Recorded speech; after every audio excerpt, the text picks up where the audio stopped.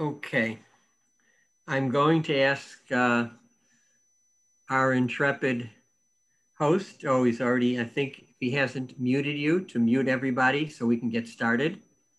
And thanks to all of you for tuning in. And thank you again for noticing the time change. I will try to put that in big letters. We shouldn't have to change time for a while now, but whenever we do, again, to accommodate the Mincha Marv in the Ohelari Zoom room.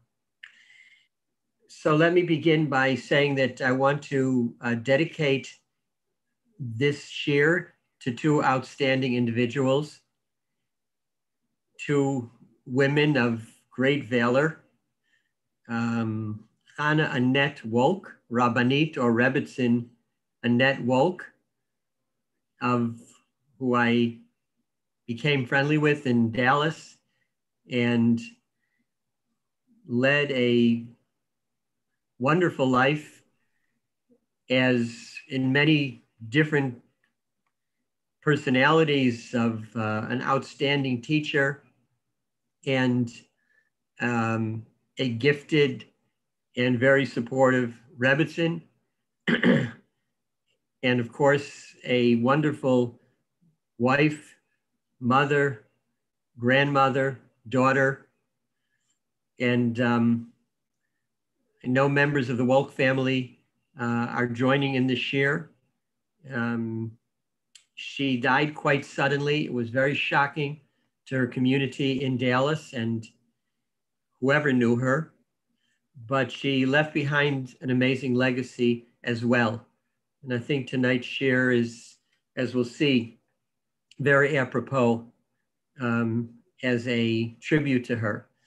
And also I want to mention Shira Rachel Dinur, who many of us from Ranana knew her. She unfortunately passed away much too young.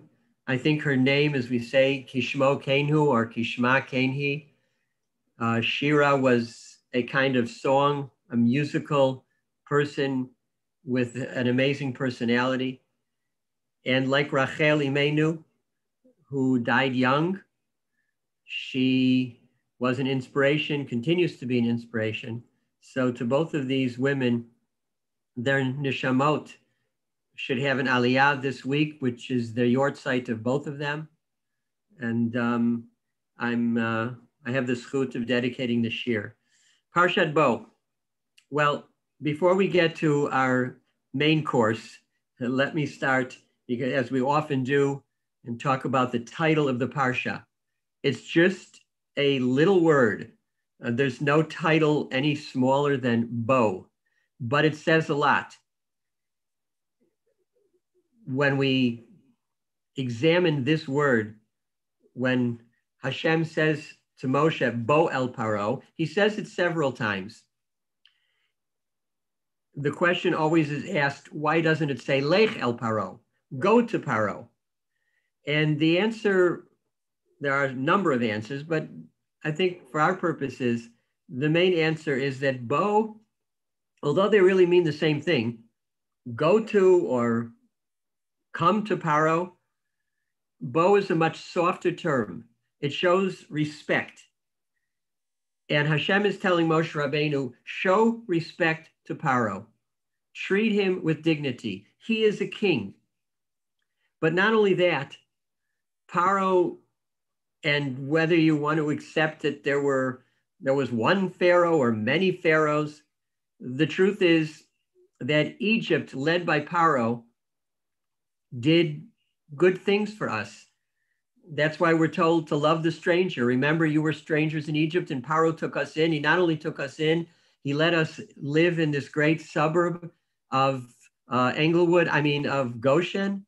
And we had a privileged life there, didn't have to pay taxes, and like everybody else, until things obviously turned sour. But until then, they did us a great favor. And therefore, Moshe is told, you have to give credit where credit is due.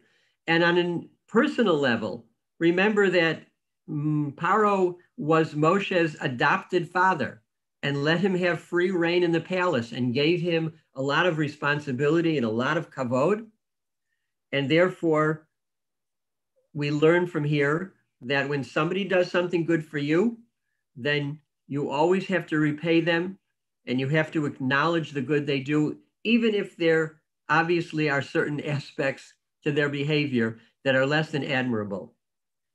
Because one of the principles in Jewish life is for every good thing you do, you will be rewarded.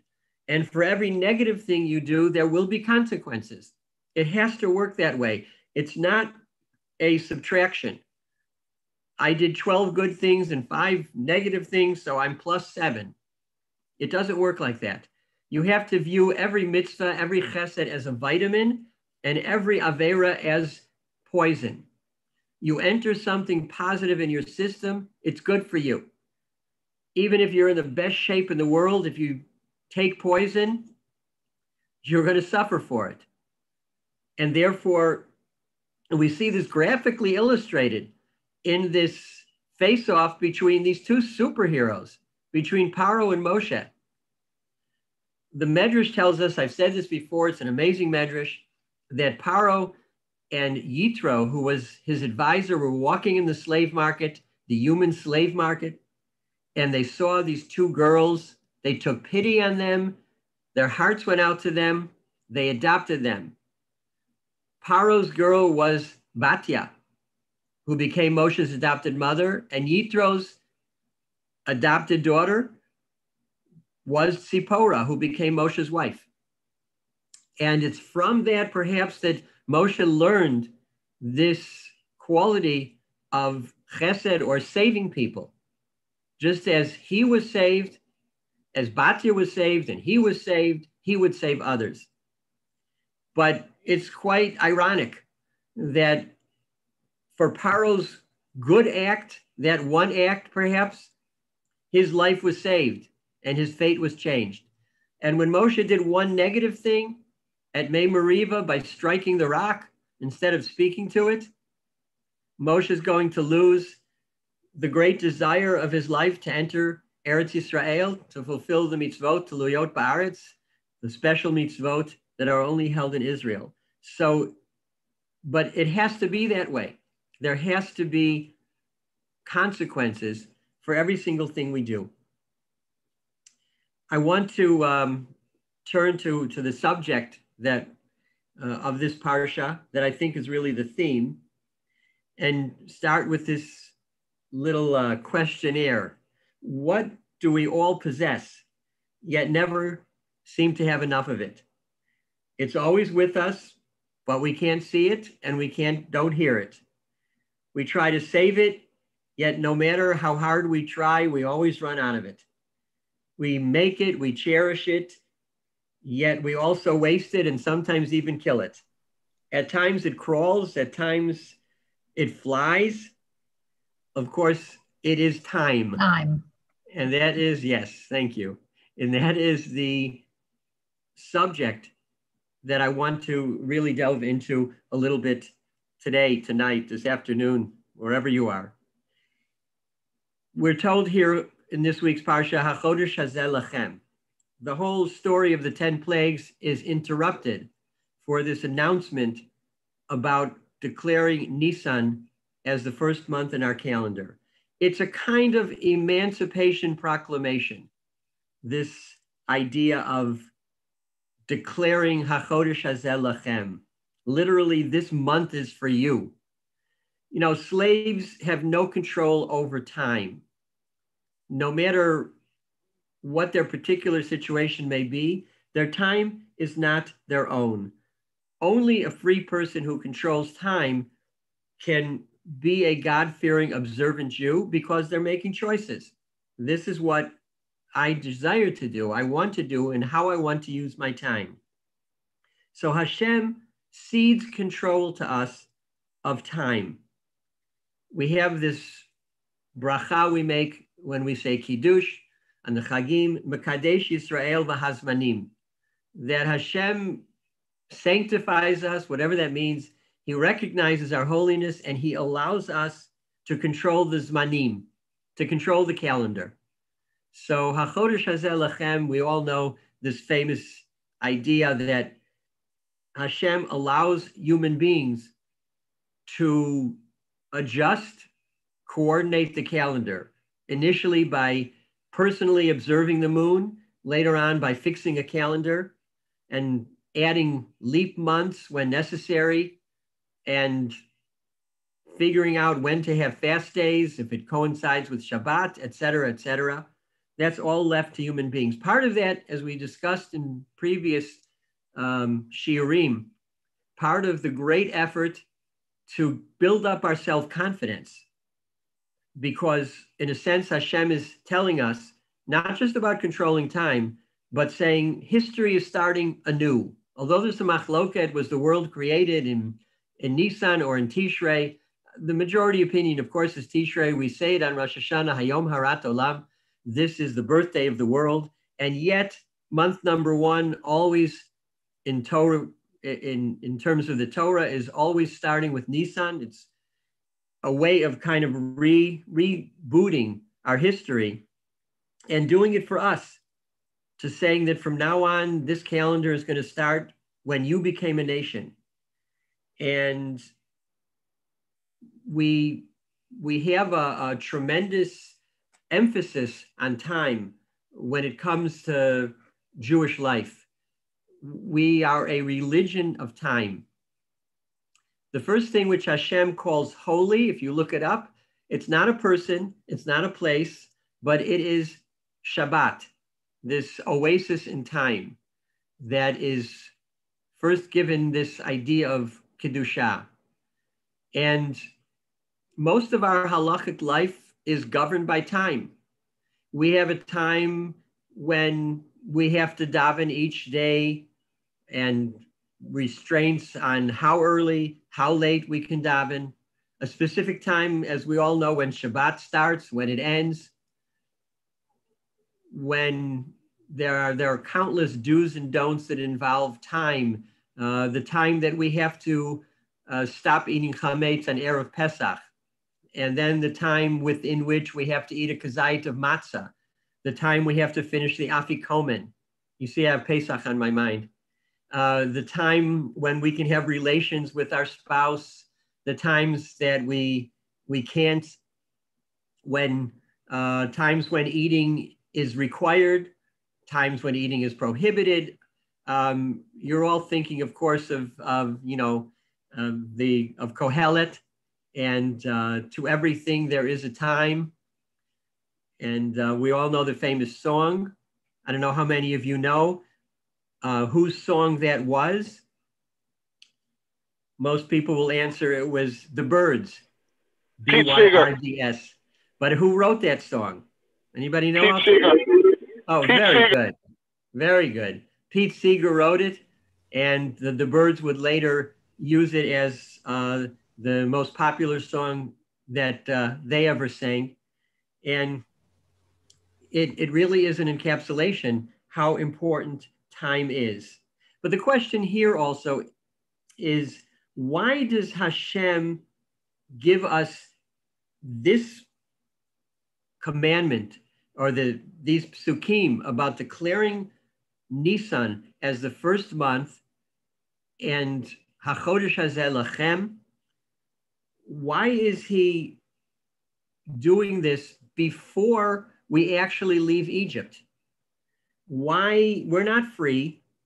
So maybe it would have been better, let us get out of Egypt, finish the Makot, and then give us this law about Nisan when all is said and done. Instead, we interrupt the narrative, and we do it, and it's very strange when you look at it. But I think that Hashem is trying to send a message. He's telling us that time is perhaps our most precious gift. And he's telling us, I want you to do something valuable with that time. And therefore, I am giving it to you just as you prepare to leave, to tell you I want you to spend your time doing things of value like mitzvot. And we all know, and Rashi brings this this beautiful idea of connecting time and Pesach and mitzvot, when the pasuk says, "Ushmartem et hamatzot," you shall guard the matzot, and Rashi brings the famous comment by Rav Yoshiyahu, who says, "Al tikra et hamatzot, ella hamitzvot." You can spell it; it's essentially spelled the same. Not guard the matzot, but guard the mitzvot. Kederach she'ein machmitzin et hamatzot, kach ein machmitzin et hamitzvot. Just like you can't let the matzah go sour, become chametz, by waiting too long, so it is with the mitzvah. Eleim ba liyadcha aseh ota miyad. Hamitzvah haba liyadcha al tachmitzu. Don't let it go sour. Don't let it get away. Use your time for something valuable. And essentially, that is why we employ time throughout almost all of our mitzvot. They're time-bound. In another sense, beyond just when to do something, if you think about it, many of our halachot, much of Jewish life is a kind of time machine. It's an opportunity to connect with our ancestors, to travel back, for example, to Egypt and experience the same food that they ate, the matzah, the maror, etc. Or we take the time machine back to the 40 years we traveled in the desert and we get into a sukkah. Or we travel to Har Sinai for Ma'amad Har Sinai, for the revelation and learning Torah on Shavuot. So in a sense, we are kind of the bridge between our ancestors and our descendants. We who are living now. We have to keep the past alive. We have to maintain the tradition, even as we try to build the future. And in this Parsha, you see, in a not even a subtle way, Hashem is telling us how to use our time. There's no better use of time than to train the next generation. So you see so much emphasis based on children here in this Parsha. Right at the very beginning, we already, in the second pasuk, Leman tesaper ba'aznei bincha uven bincha, so that you should tell this story to your children, to your grandchildren.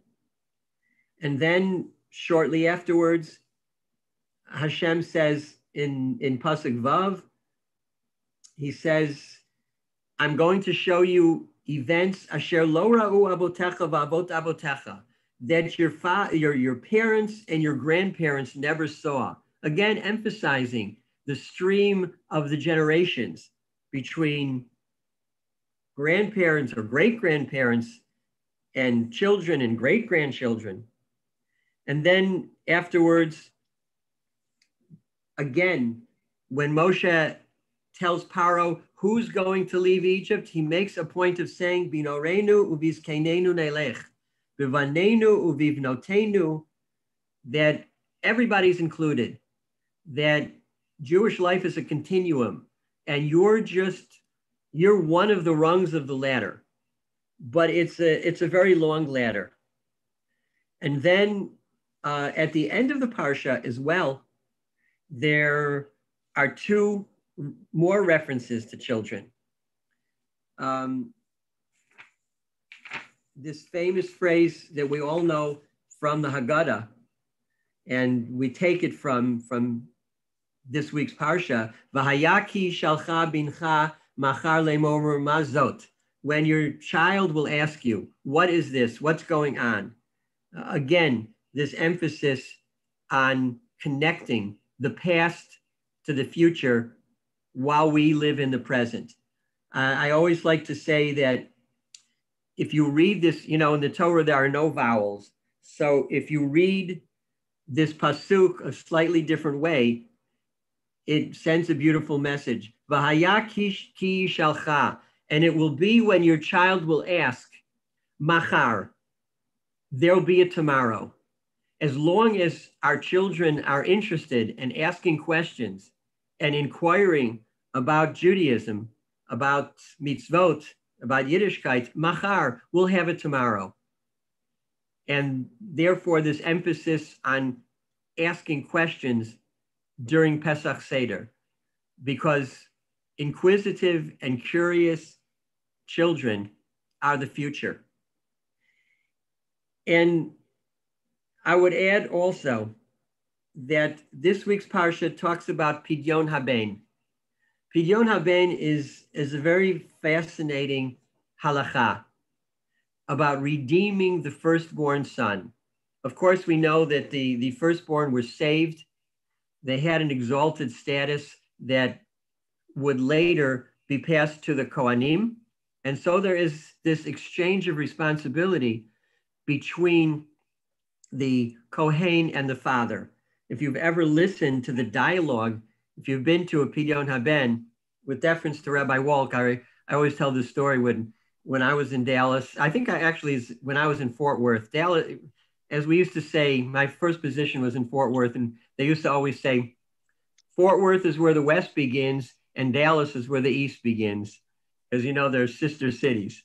And I remember, and I'm really not making this up, one of my perhaps less than informed congregants called me and said, Rabbi, I know there are so many strange rituals in Judaism, but can you tell me what is a pig in a pan?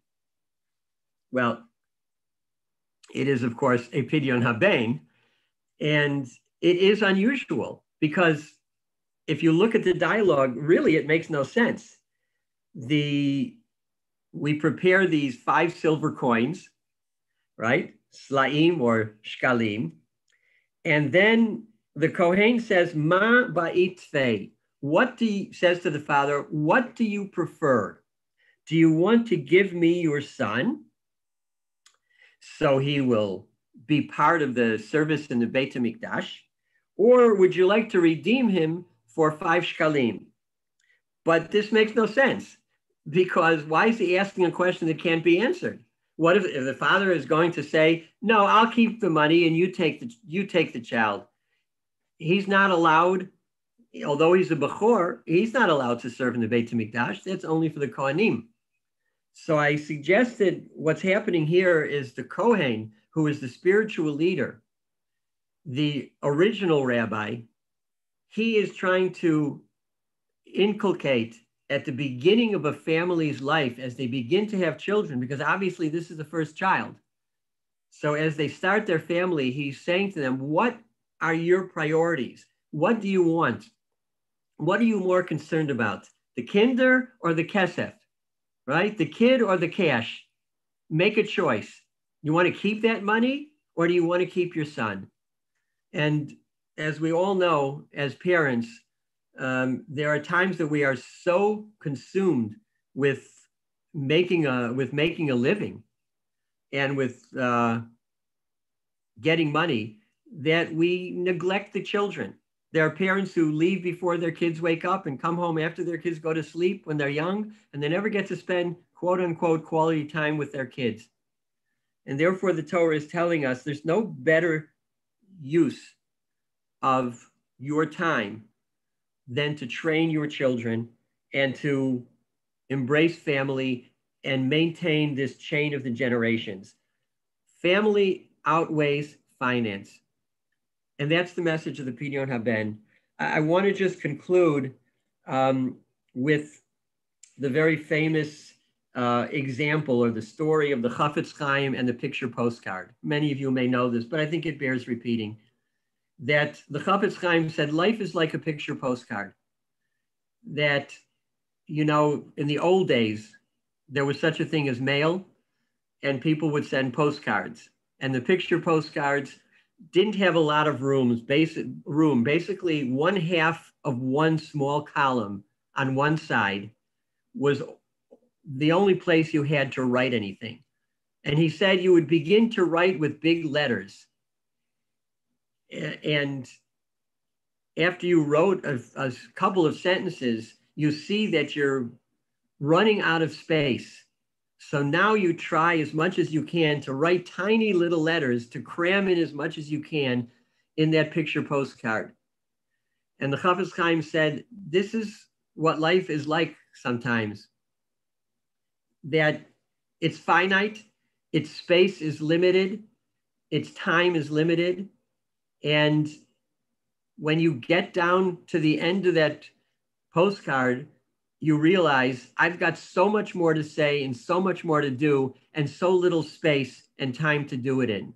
And so he said, take advantage of the time you have. HaChodesh hazeh lachem. Hashem says, I'm giving it to you. It's a gift, but you have to use it wisely.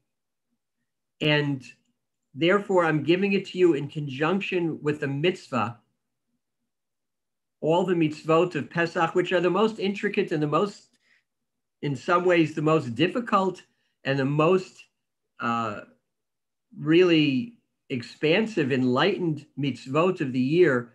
As we all know, when we try to go through and prepare Pesach and the Seder and all the changes in the diet, etc. But Hashem is saying that's what I want, how I want you to spend your life. Because ultimately mitzvot and chesed and chagim, this is what's going to make your life meaningful and bring you joy at the end of the day. So I say again to those people, that those women who we are memorializing, paying tribute to, in some ways, one would look at their lives and say they didn't have enough time. They should have had more time. We all say that. We all want more time. But it's how you use your time. And if you use it wisely, however many years, and you all know the cliche, it's not the years in our life, but the life in our years. And it's what we do and the name we create for ourselves and the legacy that we leave for those who come after us and the inspiration that we give them for the next generation. And therefore, all of us should be zocha to live such lives of real value and real contribution, and be able to ultimately rest assured that the generation to come will take it from here, and they will carry on whatever work we were unable to finish, until ultimately they will be the generation, if not us, that will achieve the Geula Shalema, that final redemption, the building of the Beit HaMikdash, the third and final Beit HaMikdash, B'mhera v'yameinu. Amen. So I'll stop for a moment. And again, thanks to the members of the Wolk and the Dinur family for joining us. And the Nishamot should have an aliyah. All right. Anybody else want to make any comment or question or whatever you'd like to say in the couple minutes we have remaining? Feel free. Thank you, Stuart. Very interesting, and have a Shabbat Shalom. Thank you very much, Elliot. Stay safe, everybody. Everybody is waiting for theirs. Somebody said, happy 2B shots. Get your 2 shots. It's just unbelievable, the memes and the jokes that go around. I guess that's what keeps us laughing no matter what. But yeah, we're hoping that that's going to work out successfully, and that everybody will stay safe and don't take too many chances. Thank you. Shabbat Shalom. Shabbat Shalom. Shabbat Shalom, Rav. Rabbi Wolk, you're there. Shabbat Shalom. Shabbat Shalom. Shabbat Shalom. Thank you. Maybe Rabbi Wolk will say a quick word, or Holly, if either one of you want to. Okay, Rabbi Weiss, thank you very much for the dedication of the shiur today, and that's memory Chanabela Bas Yoshua. and to the other family observing the yard side, which is only share smachot. Nice to see Susie on with us, and wish her only smachot in the future as well. I'll just add a quick idea I saw in the Torah Tamima with regards Makas Choshech, the plague of darkness. We usually understand it as like a solar eclipse, and somehow the Egyptians were affected, not Bnei Israel. The Torah Tamima says if you look at those psukim that talk about the Makkah, there's no mention of the sun. The word Shemesh doesn't appear. So Torah Tamima says that God caused a membrane to grow over the eyes of the Egyptians. They developed cataracts and they couldn't see. And therefore the darkness they experienced was not the darkness of nighttime, which they were experienced in, or like when we close our eyes, we see black. God forbid someone who's blind does not see anything. And that's what they experienced. And that's why that plague was more horrific for them than the other plagues, because they were, as the Torah says, they were afraid to move. They experienced that plague totally by themselves, individually, whereas the other Makot were a shared experience. And that's why it was such a terrible experience for them. They never went through that before. And I think in a way it's a tie-in to COVID, how many people feel lonely, feel abandoned, they're alone, they can't reach out to family members, to friends, etc. The Gemara tells us at Sarat Rabin Chatzi Nechama, that if people share an experience, even God forbid a tragedy, if it's a shared experience, that in of itself gives the person partial comfort. So when individuals suffer the loss of a loved one, as we're commemorating with the two ladies today, part of the nechama to the respective families is that we know we're sharing that with family members, with friends, few familiar faces to me on the screen, Susie and Donna Goldberg, my own brother Jeffrey from New York is on. So appreciate Rabbi Weiss very much. You're dedicating the shiur in memory of two outstanding women, and what we share in the future should only be smachot. Thank you very much. Thank you. Excellent. And I'm confident we're going to have those smachot. Amen. Amen. Okay. Thank you all again. Shabbat shalom. Shabbat shalom. V'sarot Shabbat tovot. shalom. V'nechomot.